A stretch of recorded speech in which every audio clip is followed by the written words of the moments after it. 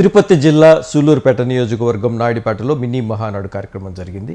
ఈ కార్యక్రమంలో స్థానిక ఎమ్మెల్యే నెలవల విజయశ్రీ మాట్లాడుతూ మహానటుడు యుగపురుషుడు నందమూరి తారక రామారావు 1982 మార్చి 29వ తేదీ తెలుగువారి ఆత్మగౌరవం కొరకు తెలుగుదేశం పార్టీ స్థాపించిన అనతి కాలంలోనే ముఖ్యమంత్రి అయ్యారని, ఆయన తర్వాత మన ముఖ్యమంత్రి నారా చంద్రబాబు నాయుడు బాధ్యతలు తీసుకున్న తర్వాత ఆంధ్రప్రదేశ్ రాష్ట్ర ప్రజల అభ్యున్నతికి తెలుగుదేశం పార్టీ కార్యకర్తల సమస్యలను బాధలను తెలుసుకుని వెన్నంటే నిలిచిన వ్యక్తి నారా చంద్రబాబు నాయుడని కొనియాడారు.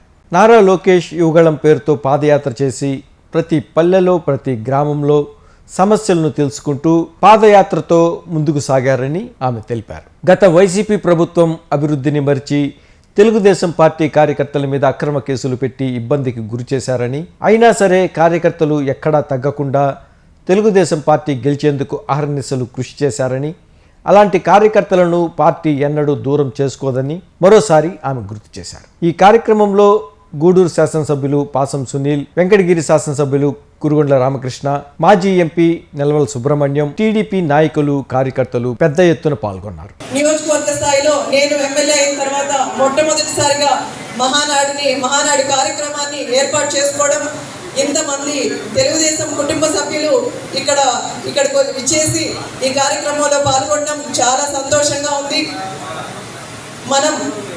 మన అన్నగారు ఎన్టీ రామారావు గారు జన్మదిన సందర్భంగా మనం మహానాడుని ప్రతి సంవత్సరం ఏర్పాటు చేసుకోవడం జరుగుతుంది. ఈ సంవత్సరం కూడా 27, 28, 29 మొత్తం రాష్ట్ర స్థాయిలో మనం మహానాడు నిర్వహించుకోవడం జరుగుతుంది.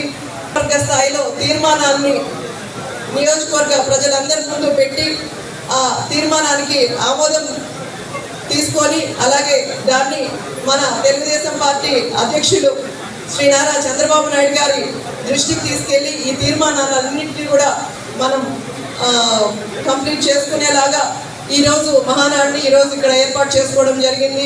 మినీ మహానాడు సందర్భంగా మన నియోజకవర్గంలో జరుపుకోబోయే అభివృద్ధి కార్యక్రమాల గురించి తీర్మానాలు చేయడం జరుగుతుంది. ఒక్కో తీర్మానం చదివిన తర్వాత మీ కరకరాల ధ్వనులతో వాటిని ఆమోదించవలసిందిగా కోరుతున్నాం.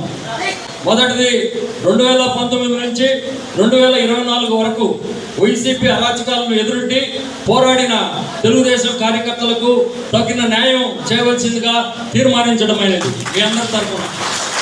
అలాగే చెంగాళం గుడి దగ్గర పాడుపడిపోయిన వంతెన స్థానంలో కొత్త బ్రిడ్జి ఆర్మీ శాఖ ఆధ్వర్యంలో కొత్త వంతెనకు నిర్మాణం చేయడం గురించి తీర్మానించడమైనది. అలాగే సూలూరుపేట నియోజకవర్గంలో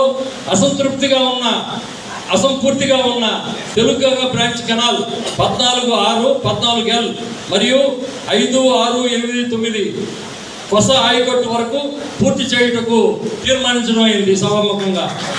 అలాగే మా గౌరవ శాసనసభ్యురాలు నెలవల విజయశ్రీ గారు అసెంబ్లీ వేదికగా కోరిన తెలుగుగంగ ద్వారా 2 TMCల నీటిని స్వర్ణముఖి నదికి వదులుటకు చట్టబద్ధత కల్పించవలసిందిగా కోరమైంది.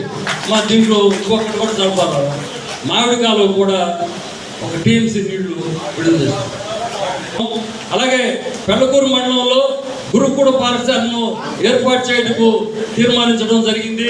స్వర్ణముఖి నది మీద ప్రస్తుతం ఉన్న కాజువే బ్రిడ్జి శిథిలావస్థలో ఉన్నందున లోకేష్ బాబు గారు ఇచ్చిన హామీ మేరకు బ్రిడ్జ్ కమ్ రోడ్డును ఏర్పాటు చేయవలసిందిగా తీర్మానించడమైంది.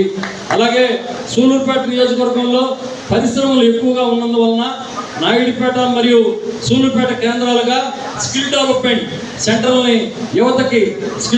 సెంటర్ని ఏర్పాటు చేయడం తీర్మానించడమైంది. వైసీపీ ప్రభుత్వం, వైసీపీ నాయకులు దౌర్జన్యాలు, అక్రమ కేసులు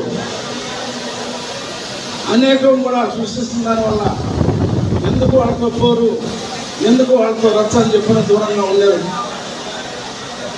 మరి 2020 నవంబర్లో పెద్దలు తెలుగుదేశం పార్టీ జాతీయ అధ్యక్షులు నారా చంద్రబాబు నాయుడు గారు నన్ను ఇన్ఛార్జిగా పెట్టినప్పటి నుంచి అన్ని మండలాల నాయకుల యొక్క సమిష్టి నాయకత్వంతో 63,000 ఓట్లతో ఓడిపోయినా మళ్ళీ గెలిచే దిశగా మనం అందరం కష్టపడి చేసామంటే అది తెలుగుదేశం పార్టీ కార్యకర్తల నాయకుల యొక్క సమిష్ట కృషి అని చెప్పి కూడా నేను మనం చేస్తాను.